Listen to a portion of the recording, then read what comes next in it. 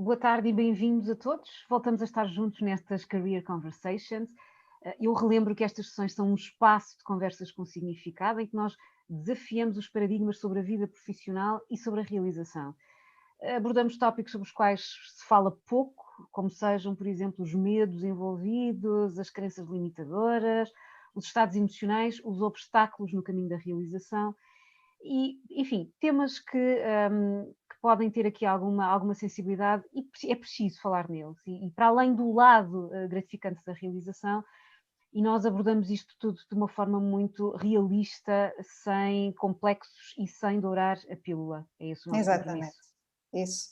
Então, algumas das pessoas que aqui estão já nos conhecem, já estão desde a primeira Career Conversation connosco.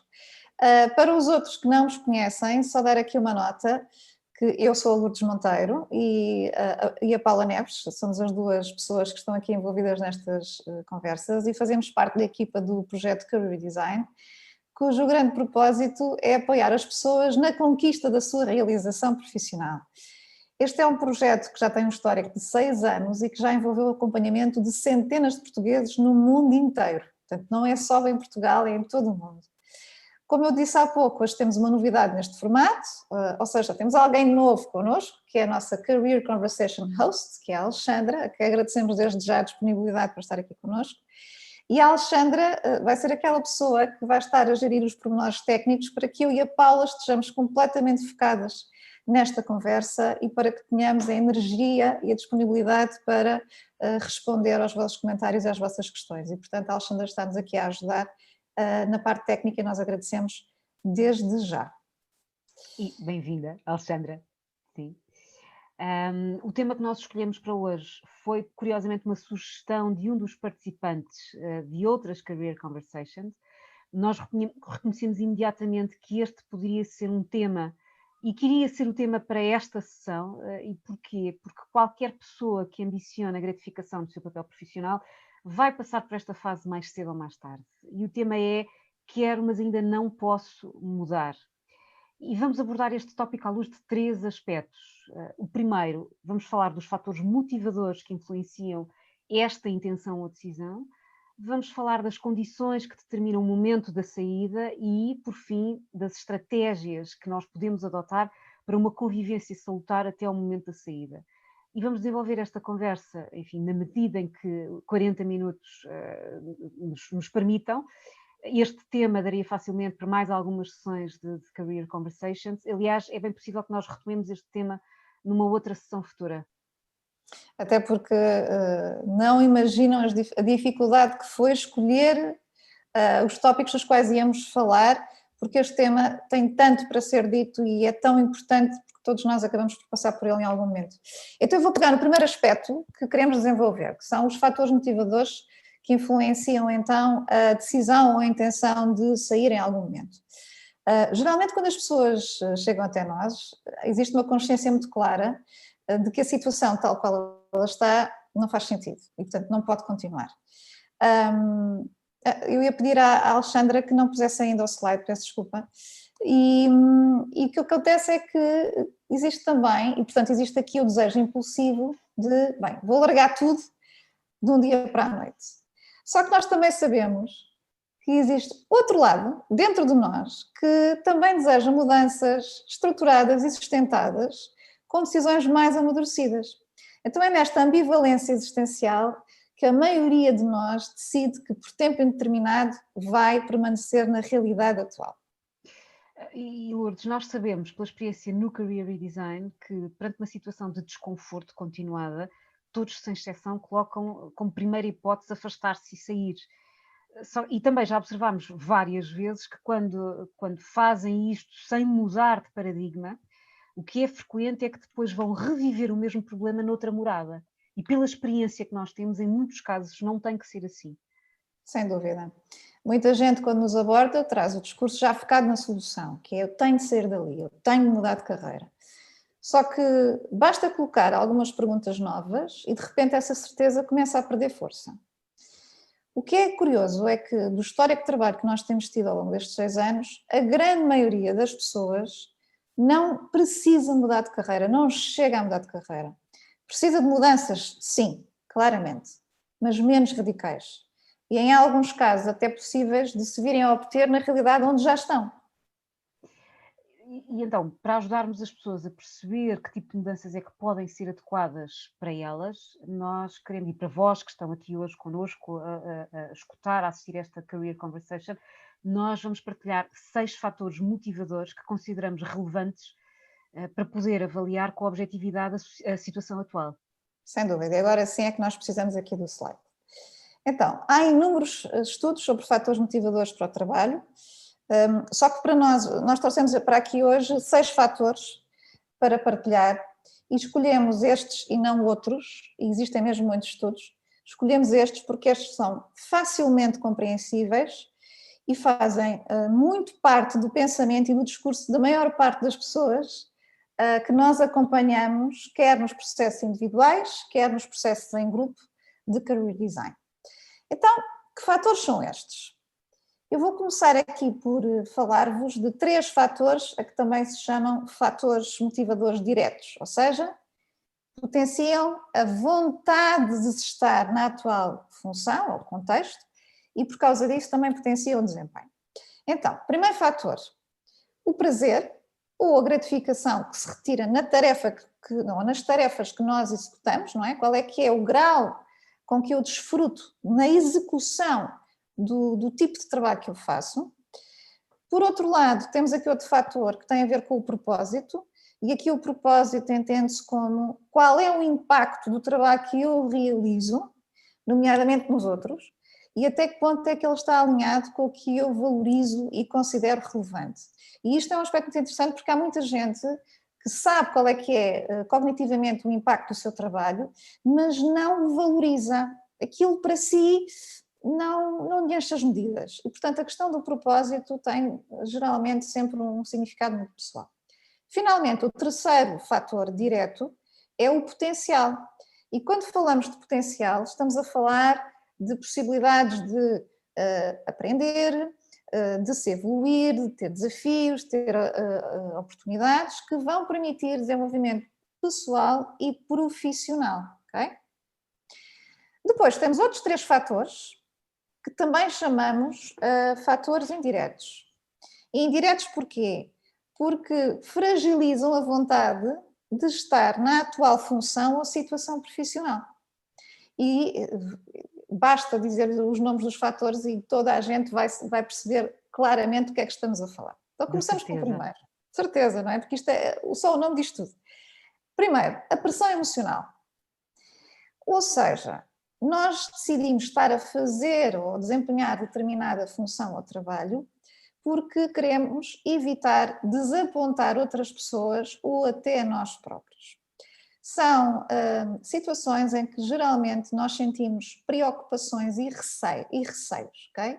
Por exemplo, neste momento, um fator de pressão emocional, e há vários presentes na realidade de cada um, mas um que neste momento está bastante presente face ao contexto que nós vivemos enquanto sociedade global, mundial, é o medo de adoecer.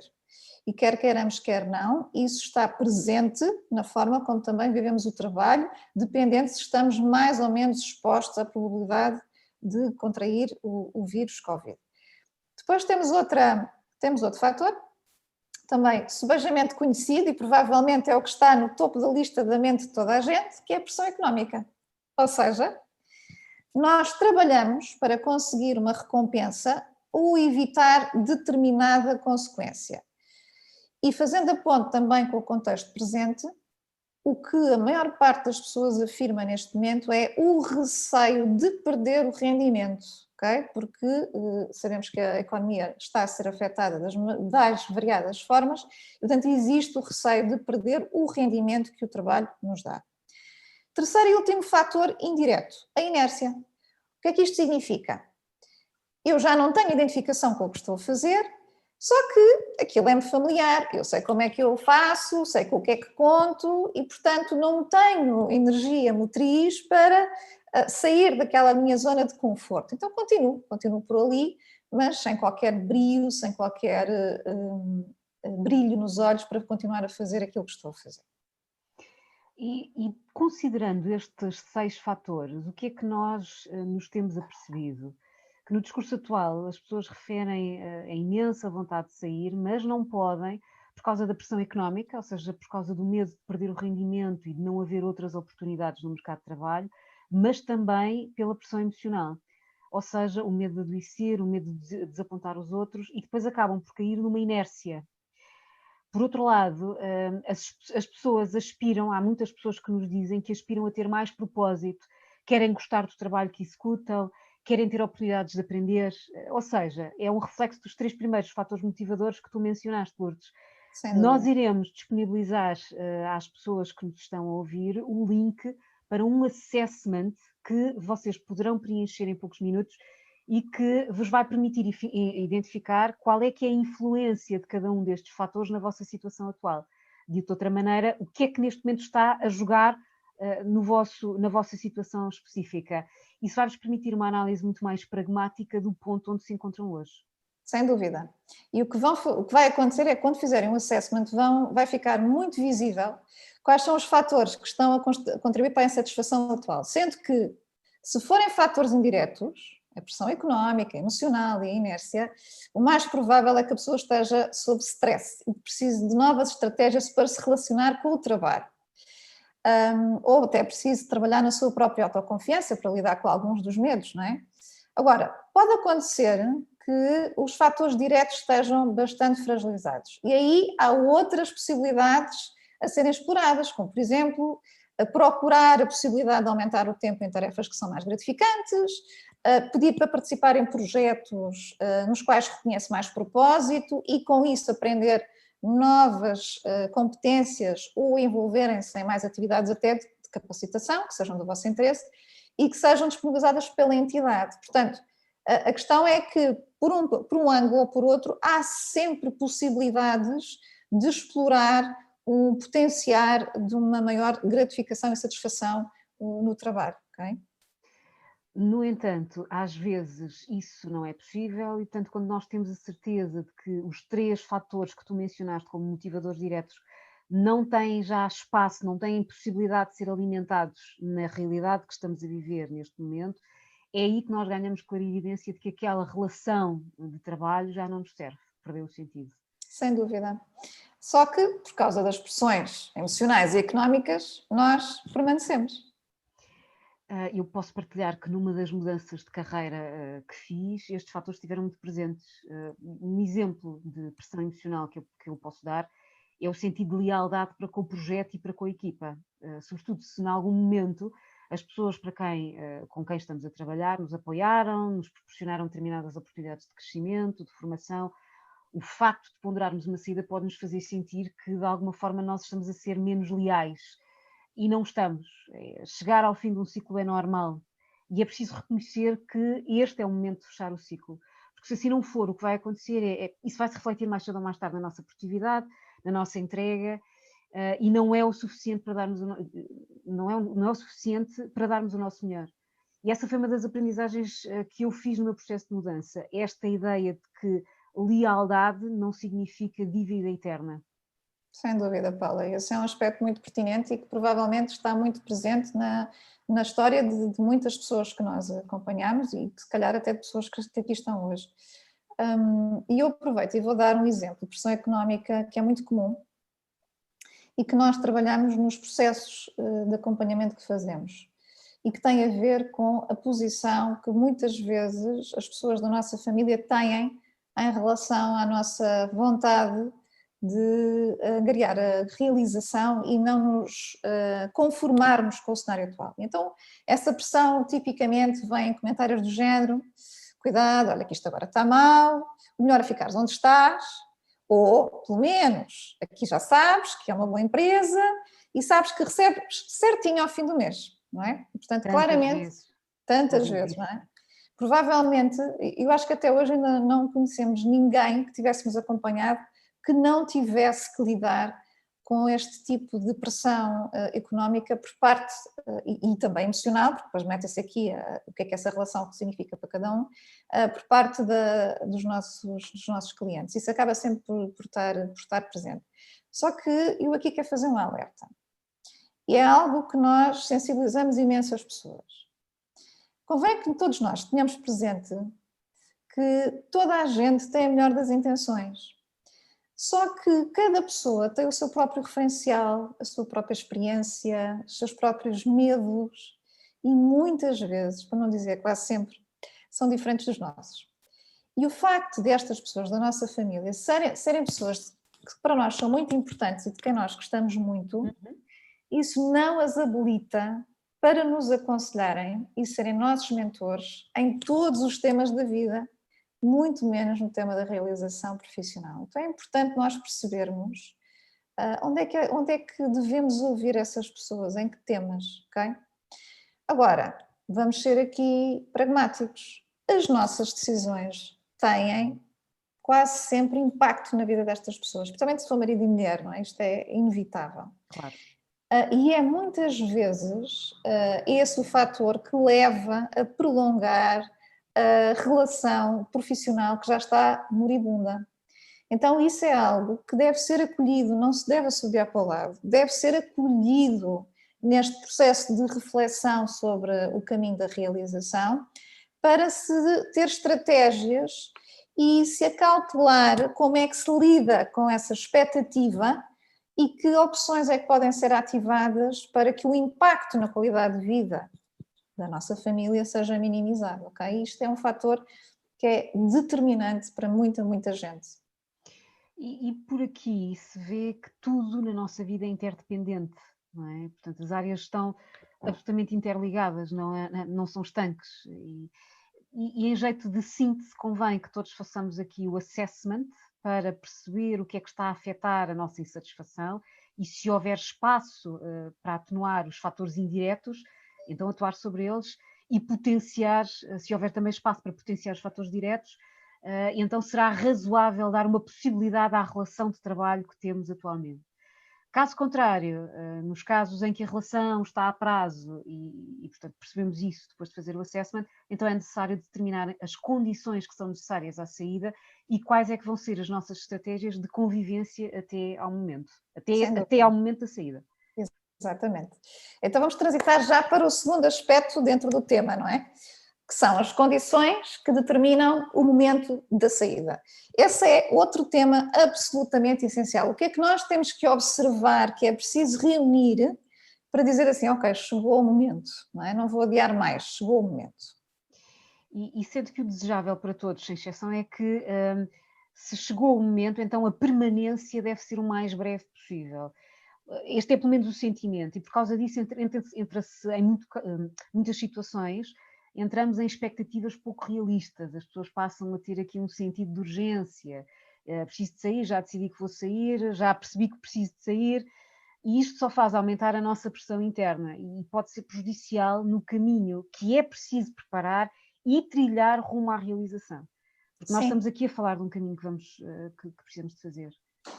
Sabes que o sentido de urgência tem sempre um lado positivo, não é? É muitas vezes o que nos faz agir, não é? Quando nós já percebemos que não quero mais isto, é muitas vezes, e estamos num grande desconforto, é quando a gente decide, não, tenho que encarar isto, tenho que fazer alguma coisa por mim. Portanto, tem essa parte positiva.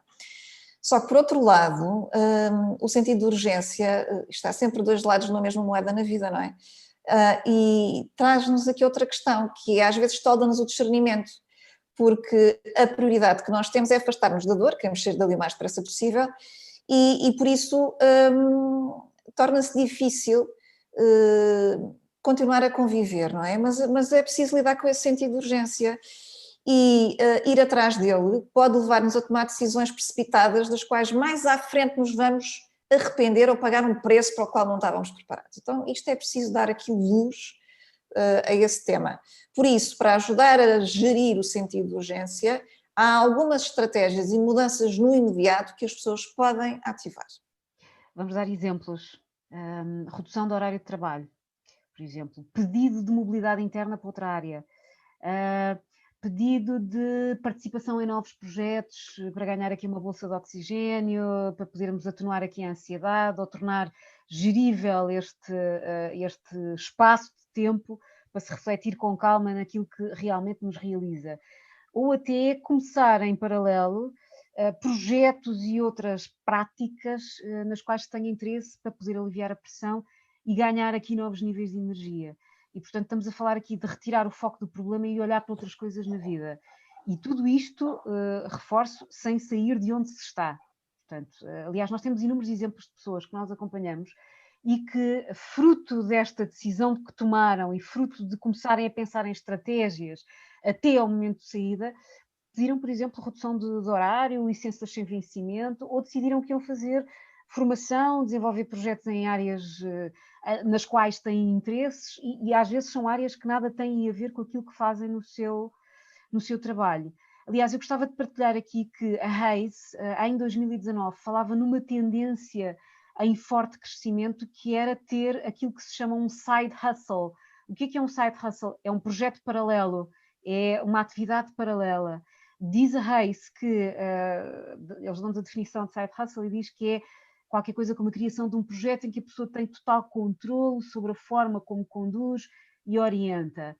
Nós em Portugal não temos se calhar muito esta cultura, mas posso-vos dizer que no Reino Unido em 2019, agora não sei exatamente como é que estão as coisas, mas em 2019 uma em cada 4 pessoas tinha um side hustle, ou seja, este projeto paralelo. E este projeto paralelo serve um princípio que nós defendemos muito no Career Redesign, que é o de fazer experiências, o de nos expormos a outros desafios como forma de autodescoberta e tirar aprendizagens valiosas. E pode, com o tempo, vir a tornar-se uma ocupação principal ou uma fonte de rendimento adicional àquela que se tem hoje. E reforço, não estamos aqui em nenhuma estratégia maluca de vou abandonar tudo, vou largar tudo e vou-me embora amanhã. Claro, porque a maior parte das pessoas tem imensa vontade de sair, mas quer fazer gestão de risco, quer tomar decisões amadurecidas, sustentáveis, não é? Então, vamos voltar ao tema das condições para se decidir o momento de saída. E da nossa experiência, diferentes pessoas consideram relevante reunir diferentes condições. Então, nós estivemos aqui a ver quais é que são as condições que as pessoas mais frequentemente designam como sendo as suas para determinar o momento em que, ok, é agora que vou sair. Então, primeira, uma das condições que tem sido muito frequente é ter clareza sobre o propósito profissional futuro, ok? E não só a clareza do propósito profissional futuro, mas também qual é o formato de operacionalização. Há pessoas que basta ter essa clareza, que a partir daí ativam rapidamente recursos e fazem o seu planeamento de curto e médio prazo para poderem posicionar-se rumo a esse propósito. Depois há, para outras pessoas, a importância de tornar claros critérios de gestão de carreira. Acontece que muita gente não consegue progredir e vai andando na relação profissional precisamente porque não sabe bem o que é importante para si. Principalmente temos assistido a isto, principalmente nas situações em que as pessoas já têm uma relação de 10 ou mais anos com a entidade com a qual colabora. E, portanto, está ali um bocadinho naquela situação de não sei muito bem o que é de fazer, né? Nem sei como é que se procura hoje em dia. Então, exemplos de critérios de gestão de carreira são: qual é o tipo de cultura onde se vê colaborar no futuro, como é o estilo de liderança da sua chefia, quais são as oportunidades de aprendizagem, de evolução disponíveis que existem noutro contexto, qual é que é a possibilidade de eu fazer diferentes tarefas com diferentes naturezas, portanto, a importância da diversidade. Portanto, estes são exemplos que são importantes. E claro que nestas situações estamos claramente a falar de um plano de mudança de emprego, sendo que no Career Design se trabalha todos os casos, que é de mudança de carreira, que é o caso mais radical, derivações mais subtis que coloquem a pessoa nas condições adequadas para uma relação salutar com o seu trabalho. Portanto, já falámos do propósito, já falámos aqui da importância dos critérios de gestão de carreira, vamos aqui a mais 2 fatores importantes ou condições importantes que as pessoas consideram que são necessárias reunir para sair. Poupanças. Poupanças que lhe permitam ganhar tempo para conquistar a nova realidade, sem colocar em causa a tal qualidade de vida que muitas vezes afeta a família, não é? O agregado familiar. Então, esta condição é precisamente particularmente importante para as pessoas que não têm esse apoio familiar e também particularmente importante quando nós estamos a falar de mudanças de carreira, que que são mudanças mais radicais e que tipicamente levam mais tempo a acontecer, uma mudança de carreira pode levar 1 ano, 2 anos, a 4 a 5 anos a acontecer. Não é uma coisa rápida, ok? E nestes casos existe uma maior percepção de risco. Então a questão aqui da almofada financeira para ganhar tempo é também um aspecto fundamental. Finalmente, e não é nada raro, aliás até é muito frequente, para certas pessoas a única possibilidade de sair é quando já tiverem um novo compromisso profissional assegurado, ponto final, parágrafo. Não há outra hipótese, ok? E portanto, há aqui um exercício de gestão global de vida envolvido quando se pensa nesta questão. Não é só eu penso, ok, eu tenho que sair, o que é que eu tenho que pensar à frente em termos de gestão de carreira? Não, o exercício é muito mais global do que isso. É o exercício de gestão de expectativas das pessoas com quem nós vivemos, é um exercício de gestão financeira, é um exercício de critérios de carreira, é um exercício bem mais completo do que aquilo que às vezes nós possamos imaginar. E se da nossa experiência, se para algumas pessoas bastará ter um destes aspectos assegurados, para outras é preciso ter vários destes aspectos que tu mencionaste assegurados em simultâneo. E, portanto, qualquer uma destas condições pressupõe uma coisa muito importante: preparação, dedicação, tempo. Ou seja, não tenhamos ilusões, é preciso tempo e dedicação. Só que também, quando nós fazemos isto, temos mais foco e até mais energia. E, portanto, passa a haver um motivo pelo qual nós permanecemos na nossa atual função, no nosso atual local de trabalho. Ganhamos um novo alento, ganhamos drive.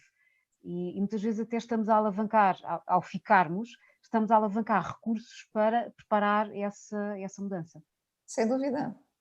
E sabes que sobre o tema dos recursos, e às vezes nós tendemos, quando já tomamos a decisão que vamos sair, não é? Só falta determinar qual é que é o dia e a hora em que vamos sair ou que vamos comunicar isso. Às vezes temos tendência a desvalorizar o que está à nossa volta e que nos pode ajudar nessa preparação do futuro. E então, sobre os recursos, eu gostava de destacar aqui 2 aspectos que são absolutamente fundamentais. Um deles é a possibilidade de se participar em formações ou até em projetos que são disponibilizados pela entidade na qual nós colaboramos, porque são fundamentais para angariar as tais competências ou portfólio de experiências que nos vão capacitar para o tal propósito futuro ou para a tal função de futuro que nós queremos realizar.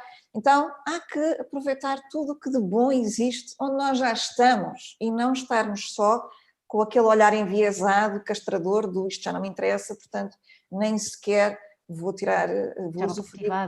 Estou motivada, quero sair daqui, portanto, nem vou tirar, já nem quero saber de nada, portanto, e isso não é uma atitude que seja muito assertiva e construtiva para o futuro. O outro aspecto que vem um bocado na linha deste tem a ver com as relações, que é outro aspecto que é, nós às vezes julgamos as partes pelo todo, que é como eu já não quero continuar ali, então basicamente também não quero alimentar relações com pessoas, com os meus colegas, com as minhas hierarquias, o que quer que seja. E isto é tremendamente enganador, porque as relações são super importantes num processo de mudança. São chave. São chave, são um fator crítico de sucesso. Só porque a relação formal com a entidade chega ao fim, isso não significa que vamos colocar um fim às relações que desenvolvemos durante o tempo em que trabalhámos lá e que estamos ainda a trabalhar. Muito pelo contrário. O mundo é redondo, não é? Como se costuma dizer, não é? Então Portugal é uma ervilha. Então é muito frequente que colegas que saem da organização onde nós colaboramos em conjunto nos recomendem ou nos convidem para outros projetos que também nos são relevantes no futuro. E em Portugal este é um aspecto absolutamente crítico. Eu acho imensa piada quando as pessoas me dizem assim: não, e o networking? Eu não tenho networking nenhum. Que interessante. Então você não tem colegas, não trabalha com pessoas na empresa onde colabora? Mas isso são sempre as mesmas pessoas. E não são relações, não são pessoas? É que, reparem, nós não somos totalmente transparentes, da mesma maneira que as pessoas não sabem ainda que nós vamos sair, não é? Que temos uma agenda, nós também não sabemos muita coisa acerca das pessoas e as pessoas às vezes surpreendem-nos imenso, porque podemos aprender imensas coisas com elas e muitas vezes essas pessoas são críticas para nos ajudarem a fazer as mudanças que nós desejamos. Portanto, não descurar as relações. Por outro lado, muita gente diz assim, se a coisa corre mal, tenho medo, não é? Pois não posso voltar atrás porque bati com a porta. Então, esse é mais um motivo pelo qual uma coisa é pôr um final formal a uma relação com uma entidade, outra coisa é manter as relações com as pessoas com quem estamos a trabalhar. Claro. Manter relações saudáveis, sair bem com as pessoas, porque as empresas são pessoas, não é uma entidade abstrata, são pessoas, então para manter isso presente. E as oportunidades, as melhores oportunidades vêm muitas vezes através das pessoas, alguém que conhece alguém, que ouviu falar de alguém, portanto nós temos que ter esta exposição às pessoas, lá está. E globalmente, esta preparação de bastidores que temos estado a mencionar, ela é energizante, é enriquecedora, mas existem sempre alguns amargos de boca, alguns obstáculos que temos de gerir. Sem dúvida. E esse é o mote para nós entrarmos no terceiro tópico, que é aquele que toda a gente está à espera, não é? As estratégias para a convivência salutar até o momento da saída, se bem que nós já aqui fomos dando várias estratégias para o momento, para a gestão do dia-a-dia até o momento da saída. Sendo que estas estratégias que nós vamos falar agora, elas respondem essencialmente aos obstáculos de índole emocional a gerir, ok? E quando nós falamos de obstáculos de natureza emocional, estamos a falar daquilo que já falaste há bocado, por exemplo, aquele sentimento de repente não estou a ser leal, e portanto já falaste aqui acerca disso e como é que podemos gerir. Outro sentimento é a sensação de estar a ser pouco ético. A pessoa já sabe que quer sair, mas isso não foi ainda transmitido. E portanto aqui temos que pensar um pouco, não é? Porque se o fizermos cedo demais, isso pode fazer, dependendo de como seja a cultura onde nós estamos, que isso levanta ainda mais obstáculos e nos dificulta ainda mais a vida, não é? E por isso isto são decisões que são muito pessoais e portanto há aqui um desafio de cada um perceber onde é que está o seu equilíbrio pessoal e com o que é que vai viver mais em serenidade. Depois há aqui outras coisas, não é? Como por exemplo sentimentos de culpa, porque sabemos que já há algum tempo, para não dizer há muito, já não estamos a dar o nosso melhor, não é? Isto acontece com muita frequência. Aliás, uma pessoa partilhava comigo há uns dias que se sentia mal por ter feito um trabalho que estava abaixo dos seus próprios estándares. E houve alguém que lhe disse, olha, não fiques assim, deste o teu melhor. E a pessoa dizia, não dei nada. Esse é que é o meu problema. É que eu há muito tempo que não dou o meu melhor. Eu sei que não estou a dar o meu melhor. E porquê? Porque aquilo que estamos a fazer já não nos interessa, já não nos diz nada. Só que não dar o nosso melhor não significa que o que damos não seja suficiente para aquele trabalho. Este ponto é importante. Este é algo que as pessoas se calhar têm que meter na cabeça. Não dar o nosso melhor não significa que nós não estejamos a fazer o suficiente para aquele trabalho. O problema é quando nós nos tornamos complacentes, damos erros importantes e de facto não é fácil ter de conviver muitas vezes com as escolhas que fazemos que não partem do nosso melhor lado. Pois é. E tudo isto passa por estratégias que nos deixem em paz connosco, não é? Porque eu diria que nós muitas vezes focamos demasiado em agradar aos outros, em gerir as expectativas dos outros. E embora isso seja um exercício importante, o mais importante é nós pousarmos a nossa cabeça na almofada à noite e dormir em paz com a nossa consciência. E é geralmente aqui que eu falo muito da importância de nós termos presentes os nossos valores, o nosso código de conduta, o nosso código de autogestão. E delinear limites nesta convivência até o momento da saída com base nestes valores.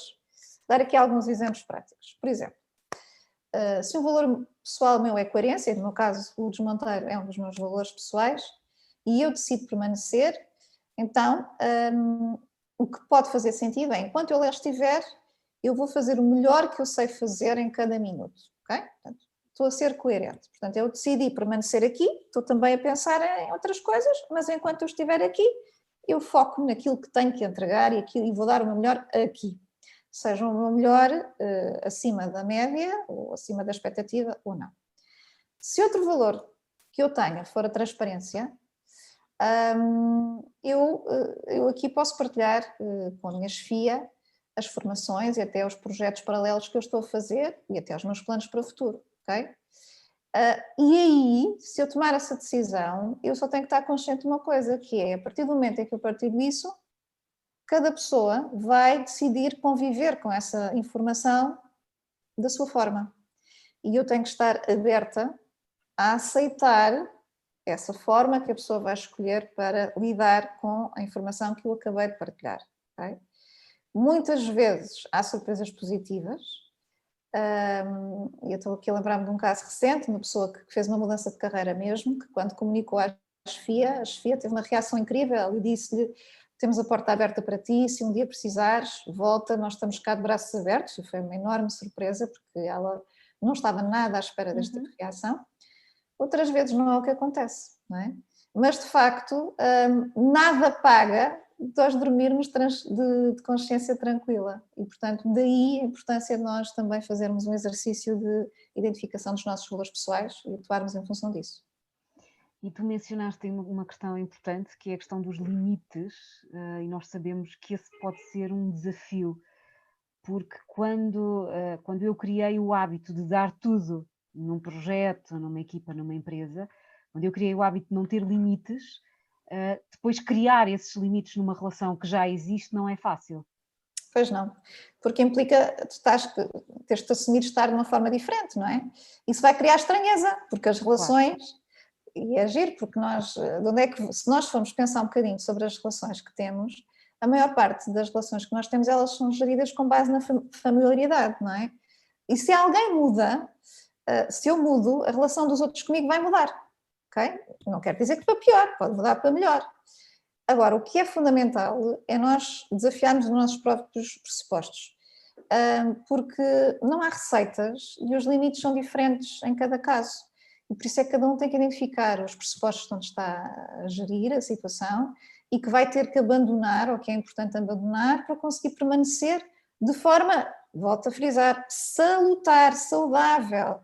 Porque há muitas pessoas que preparam a mudança e entram em verdadeiras loucuras e põem em causa até a sua própria qualidade de vida física e mental, para conseguir estar a níveis elevadíssimos, quer na função atual, quer na preparação. Isto quer dizer que em algum momento a corda vai rebentar, claro, em algum sítio. E, portanto, cuidado com essas tendências de super-herói, geralmente não nos leva a lado nenhum. Okay? E assim, alguns exemplos concretos de pressupostos que temos que abandonar e de estratégias que é importante adotar. Exemplo, cumprir horário, deixar de fazer horas extra, deixar de se voluntariar para fazer novos projetos, por exemplo, fazer bem os que já tenho, pronto. Por exemplo, assumir que já cheguei ao limite da carga de trabalho gerível, pedir ajuda, delegar, dizer não. E este tipo de comportamento que resulta de termos desafiado o nosso próprio pressuposto de acreditar que eu tenho que ser um super-herói, ou neste caso uma super-heroína, este tipo de comportamento é fundamental porque nos vai dar a energia necessária para preparar a transição. Sem dúvida. E portanto, é preciso fazer escolhas, não se pode ter tudo, não vale a pena nós entrarmos nesta lógica do adicionar. Não. Aliás, eu gosto muito daquela máxima, sempre que adicionamos uma coisa na vida, temos que retirar outra, portanto, porque aí gera-se algum equilíbrio. Por isso, o que nós queremos recomendar é, se tem a certeza que o futuro não passa por onde está hoje, dê prioridade ao tema e comece já hoje a criar as condições para trilhar esse percurso. Peça ajuda, faça programas online, venha ter connosco, mas não perca mais tempo a alimentar uma relação que já tem a certeza que não vai funcionar. E do histórico que nós temos no Career Redesign, nós sabemos que em tempo de crise há muito trabalho de preparação para se poder dar saltos importantes na vida. Nós já vimos isso acontecer no passado. Preparação é chave. Sim. E outra coisa importante que nós já falámos na última Career Conversation e que recomendo vivamente que vão assistir, está disponível no YouTube, a mudança e o caminho da realização não acontece em linha reta. É nem de um momento para o outro. É um conjunto de pequenos passos que vamos dando em paralelo com descobertas sobre nós próprios e que algum dia se vai refletir em algo maior. e por isso é importante começar desde já, porque devagar se vai longe, não é? E agora desculpem lá, porque eu gosto muito dos ditos populares, depressa e bem não há quem, não é? Mas devagar se vai longe, portanto, É verdade. manter isso presente. E a jornada dos 1000 passos começa com o primeiro das 1000 miles, não é? A jornada das 1000 milhas começa com o primeiro passo. E nós queremos dar um contributo para esse primeiro passo. Vocês vão receber, e quem já nos acompanha noutras Career Conversations sabe que já fizemos isto no passado, vão receber um e-mail com vários recursos sobre o tema de hoje, recursos que nós consideramos úteis, e inclusive a gravação desta conversa para poderem rever. Provavelmente estarão exatamente a passar por esta fase e por esse motivo vamos convidar-vos a partilhar connosco a vossa situação. Nós vamos avaliar, com total confidencialidade naturalmente, e vamos enviar-vos um feedback personalizado sobre as opções que existem disponíveis para vos poder apoiar, as opções que nós também temos disponíveis para vos poder apoiar e, inclusivamente, sugestões personalizadas que sejam ajustadas ao vosso caso, que podem passar por nós ou não. Será enviado um formulário para todos os que estiveram presentes nesta Career Conversation, que se inscreveram nela, para que possam preencher e depois receber o nosso feedback. O que nós pedimos é que o façam até o dia 22 de novembro. E porquê? Porque, à semelhança do que tem acontecido nas outras sessões, eu e a Paula reservamos um dia de trabalho para estarmos dedicadas a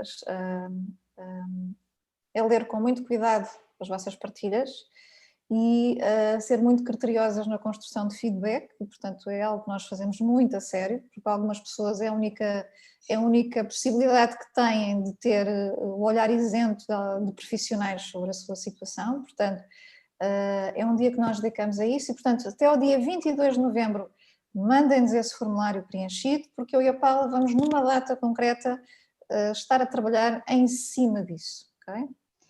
E nesta altura vamos abrir as questões às pessoas, vamos abrir a nossa conversa às questões das pessoas. Todos os comentários que tenham são bem-vindos. Feedback que queiram dar-nos a esta iniciativa é muito bem-vindo. Se quiserem, por questões de confidencialidade, e não quiserem colocar a questão em aberto para o grupo todo, coloquem-nas no chat, ou só para mim, ou só para ou para a Lourdes, ou para a nossa Career Conversation host, a nossa Alexandra. E sabemos que a questão da confidencialidade para algumas pessoas pode ser um tema. Alexandra, que perguntas é que temos aí, ou comentários é que temos aí que requeiram a nossa observação ou resposta? Temos aqui uma pergunta que está muito relativa à questão do tempo, da incerteza do tempo que leva este plano de mudança. A questão prende-se como é que vou definir, e vou usar a expressão, entre aspas, uma almofada financeira, quando é tão incerto o tempo que eu vou levar até fazer uma mudança de carreira e que ela consiga, de alguma forma, permitir ser sustentável. Pergunta excelente. Essa pergunta dava outra Career Conversation, não é? Exato. Então, o que é que podemos dizer sobre isso? Bom, muita coisa a dizer. De facto, ponto número 1. No caso da mudança radical de carreira, essas mudanças de facto podem levar bastante tempo e já tive a oportunidade de acompanhar pessoas que levaram 2, 3, 4 anos a fazê-la. Portanto, às vezes leva mesmo muito tempo. Outros casos não, leva menos tempo. Já mudanças de carreira mesmo, as mais bem-sucedidas que eu já assisti, levaram 1 ano, ano e meio, ok? Mudança radical. Depois há aqui muitos fatores que têm que se levar em consideração, nomeadamente o ponto onde está a partir, a idade que a pessoa tem, o conjunto de skills que já tem, tendo em conta o foco de futuro. Agora, nós não sabemos quando é que nós vamos conseguir garantir a tal função que nos traz realização com o grau de sustentabilidade financeira que nós ambicionamos.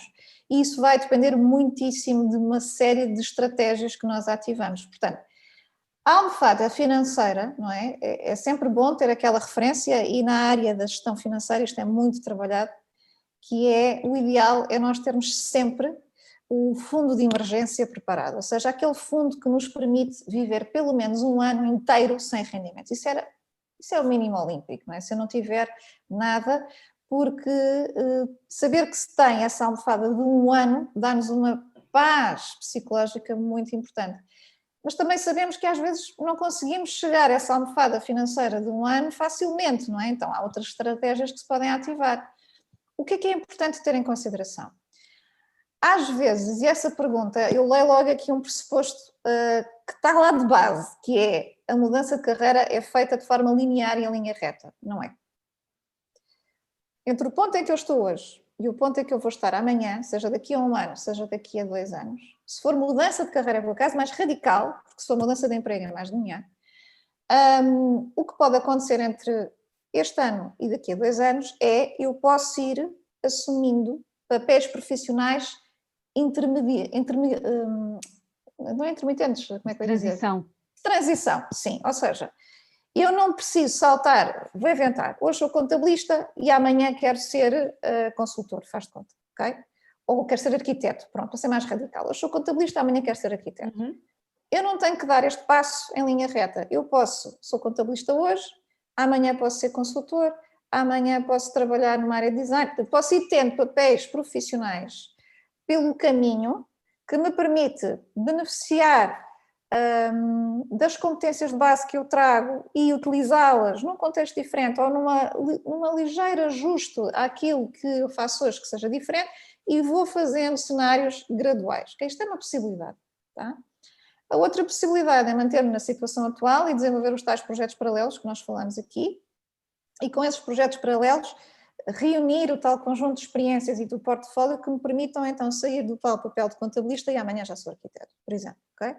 E portanto, e o amanhã que não é já ali ao virar da esquina, que requer a tal preparação. Okay? E durante, se me permites, Lourdes, durante o tempo em que eu estive a preparar-me para ser arquiteto, mas me mantive aqui como contabilista, fazer aqui pôr aqui, de uma forma muito prática, juntar aqui algum valor para poder ir enriquecendo aqui a minha poupança, para depois poder fazer face aos primeiros tempos como arquiteto.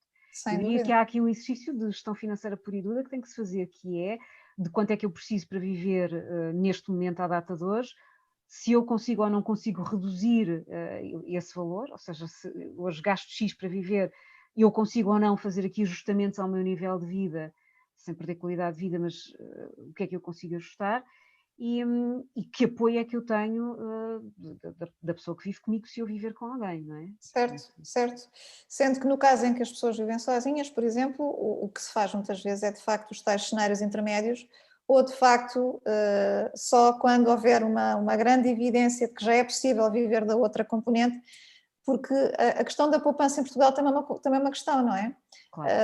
Dependendo do nível salarial e do tipo de vida que construímos, às vezes as pessoas não têm muita margem para essa poupança. E de facto, Verdade. tudo isso tem que ser considerado. E também vos posso dizer às excelentes profissionais que dão apoio nessa área da gestão financeira, que é algo que podem muito facilmente, através de cursos online, perceberem como é que podem acautelar essa componente. Portanto, aqui a resposta, não há receitas, há respostas diversas e por isso é que essas construções de estratégias são importantes, não é? São estratégias integradas para progresso em relação ao ponto onde queremos chegar. Temos mais perguntas aqui, Alexandra, não Sim, temos? sim, temos aqui outro tópico importante que é, de facto, o tema de hoje, que é como é que conseguimos ter visibilidade para criar novas estratégias e nos mantermos no cenário, no trabalho atual, enquanto já não somos felizes nesse cenário e por não sermos felizes, por vezes, podemos correr aqui o risco até de entrar em burnout. Sim, sim. Desculpem lá. Queres responder, Paula? Eu vou aqui ajustar, que eu estou a levar com o sol de frente. Paula, queres ir respondendo? Então, a pergunta é como é que nós conseguimos... Alexandra, ajuda-me lá. Sim, a pergunta concreta é como é que nos conseguimos manter motivados no cenário atual, é isso? Como, estando no trabalho atual, nos sentindo por vezes infelizes, como é que nos vamos manter motivados e ter energia para criar novas estratégias? Ok. E então, voltando a uma parte da nossa conversa de hoje, há 3 coisas, nós falámos aqui em 3 motivadores diretos, e portanto o primeiro exercício que devemos... Bom, eu aconselhava esta pessoa em primeiro lugar a fazer o assessment e a perceber à data de hoje quais é que são os fatores motivadores que estão a atuar ou a fragilizar a sua relação e a motivação que tem com o trabalho. Nós mencionámos que havia 3 coisas que podemos fazer que nos ajudam a fortalecer esta motivação, que têm a ver com a gratificação que retiro da tarefa, que têm a ver com o propósito e que têm a ver com as expectativas de crescimento. Eu posso, numa fase, sabendo que estou numa fase de transição, eu posso ainda assim, ou seja, eu sei que um dia, mais cedo ou mais tarde, eu vou sair do trabalho em que estou agora. Eu posso ainda assim adotar aqui estratégias que a Lourdes mencionou de ver como é que eu posso abraçar dentro do meu trabalho um projeto numa outra área, ou fazer uma formação que me permita ganhar aqui novos skills e ganhar aqui nova motivação, e portanto trabalhar os fatores motivadores diretos. E também atuar sobre aqueles que são os fatores desmotivadores e encará-los, por exemplo, fazer mudanças a nível de horário que eu tenho de trabalho, começar a pôr limites. Se eu sou uma pessoa que dou muito e, portanto, não tenho quase espaço para a minha vida familiar, que limites é que eu posso começar a fazer? E, portanto, há um conjunto de estratégias que podemos fazer à data de hoje, sabendo que um dia vamos sair, mas que nos permitem tornar a nossa vida à data de hoje menos miserável e mais tolerável. Lourdes, se te... Sem dúvida. E eu acrescento, sentido. provavelmente esta pessoa, não sei se assistiu a tudo desde o início, porque o que nós falamos aqui tem muita densidade. Nós vamos partilhar a gravação desta Career Conversation com todos.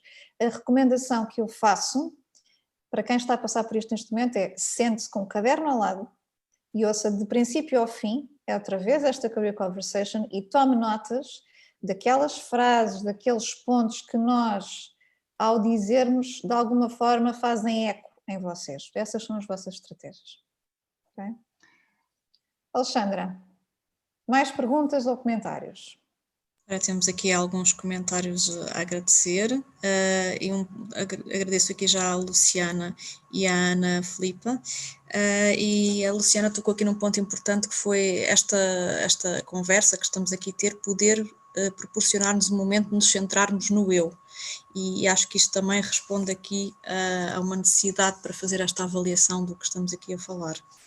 Sem dúvida, porque tudo isto passa muito pela nossa autogestão, não é? E também nos conhecemos a nós próprios, e nós conhecemos a nós próprios não é isolando-nos em retiros, é através das relações que temos com os outros, é que nós vamos percebendo a pessoa que somos, e portanto é fundamental, é um exercício de autoconhecimento gigante estes momentos de crise existencial, se quiserem, ok? Porque todos estamos a passar por eles de alguma maneira, não é?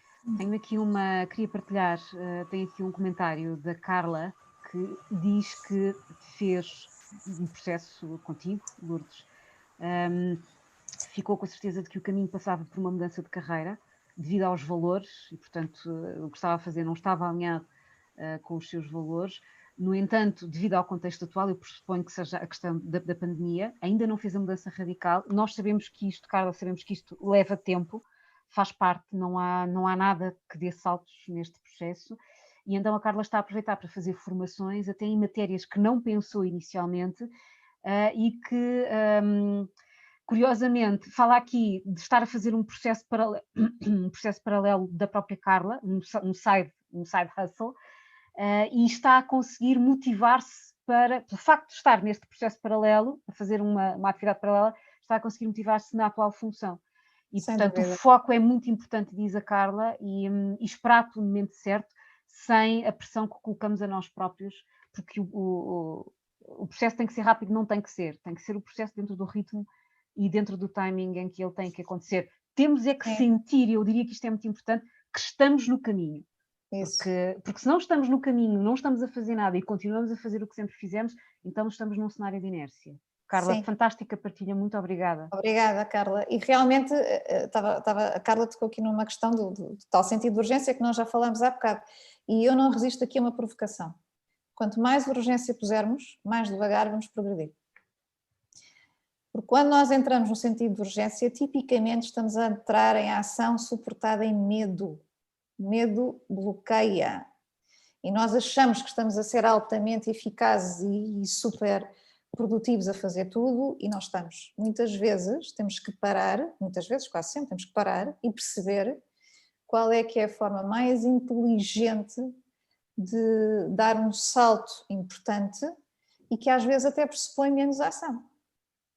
E, portanto, existe aquela ilusão, aceite, não é? Que movimento é rendimento, faço imenso, portanto, eu sou altamente produtiva, eu não paro um segundo e até só durmo 2 ou 3 horas por noite. Completamente errado. Aqui, a experiência diz-nos que quanto mais nós investimos no nosso crescimento enquanto pessoas, na nossa transformação enquanto pessoas, maior o salto quântico na nossa realização. E, de facto, isso eu tenho tido a oportunidade, e é um dos temas que eu estudo muito a fundo, tenho tido a oportunidade de constatar pela experiência, porque é mesmo o que acontece. Agora, quando nós começamos a querer fazer tudo, tipicamente, não fazemos nada bem. Disparar em todas as direções. Paramos em todo lado, somos muito pouco assertivos nas decisões e, tipicamente, andamos muito pouco, ficamos praticamente no mesmo sítio. Portanto, cuidado aí com o pensamento e o paradigma que está por detrás da atuação. Alexandra, alguma outra questão, alguma última questão?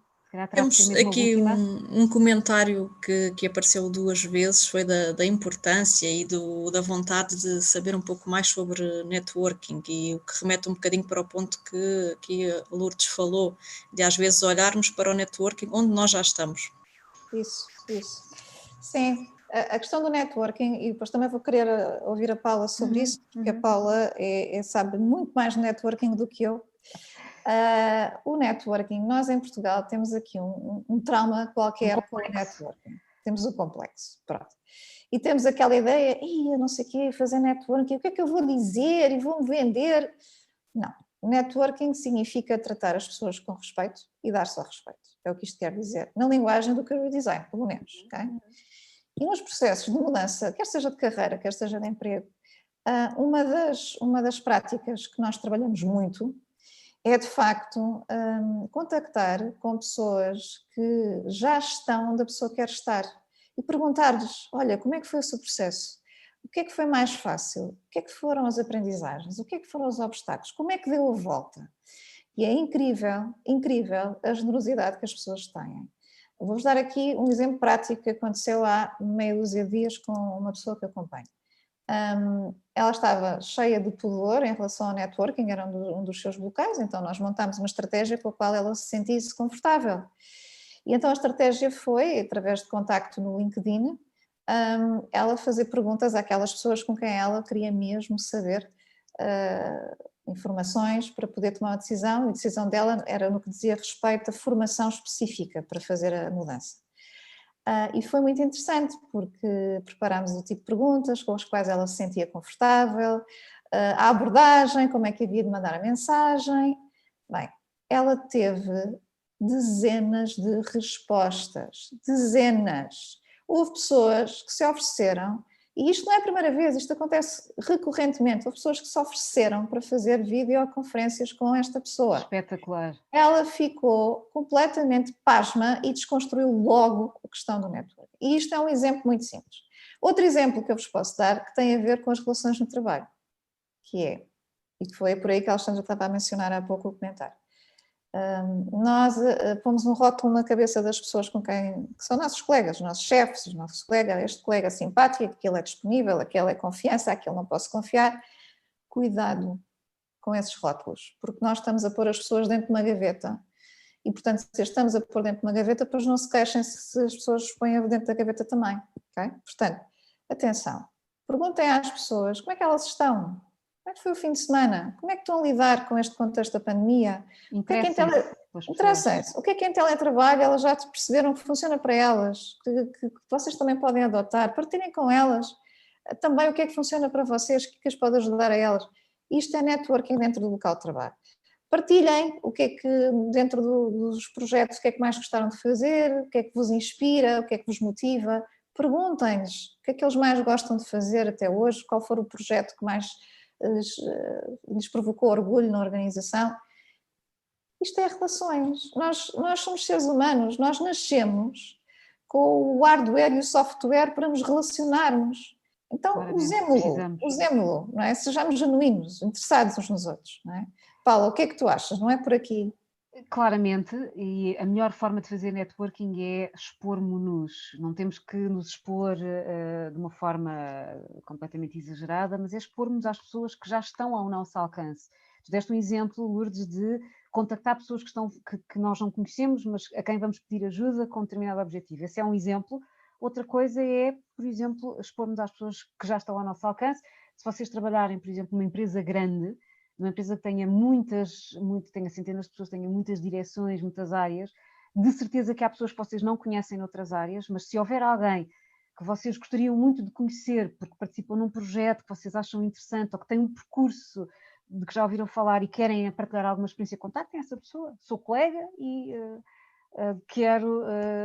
marquem um café com a pessoa. Basicamente, a maior parte das pessoas dirá que sim, ou se não puder hoje, há de haver uma altura em que pode.